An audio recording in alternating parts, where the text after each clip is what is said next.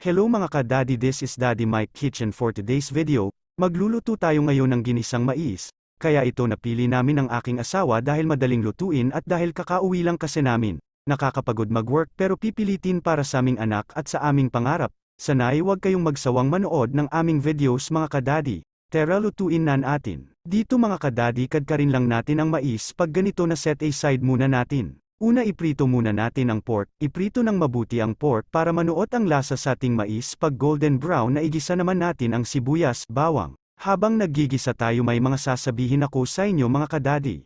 Months na naman mga kadadi, ano mga naiisip ninyo agad kapag naririnig nyo na yung mga music sa mga supermarket at sa mall?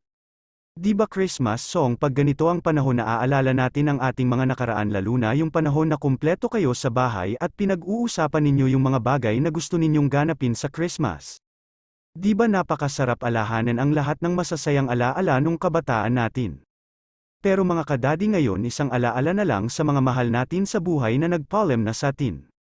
Ngayong lumaki ka na, naisip mo na kaya pala ganito ang aking magulang magpaalala sa akin dahil may dahilan, kasi balang araw iiwan din pala tayo nila at tayo naman ang gagawa ng stories natin dito sa mundo, at ang gusto ng magulang natin para sa atin ay matagumpayan natin ang buo ng isang magandang buhay dito sa mundo. Dahil sila minsan na silang nabigo at nawalan ng pag-asa na pagdaanan nila ang lahat ng hirap.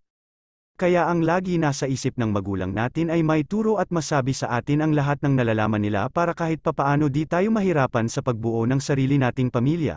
Nakakamiss mga kadadi ang buhay ng may magulang, kaya kayo hanggat buhay ay honest kahit minsan sa ating magulang kung paano magpahinga ng walang iniisip na problema, kung paano kayo kakain sa araw-araw at kung paano bayaran ang mga bayarin. Panahon na para suklian ninyo kahit papaano ang paghihirap nila mga kadadi. Dito mga kadadi, luto na at malapot na ating ginisang mais.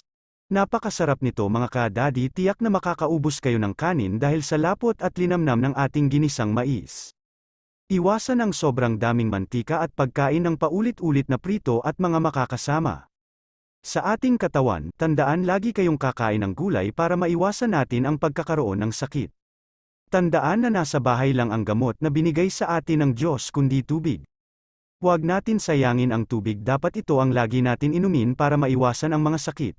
At habang uminom ka nito ay magpasalamat ka sa Diyos at ipag-pray mo si God na wag sana siyang magsasawang patawarin at mahalin tayo bilang mga anak niya.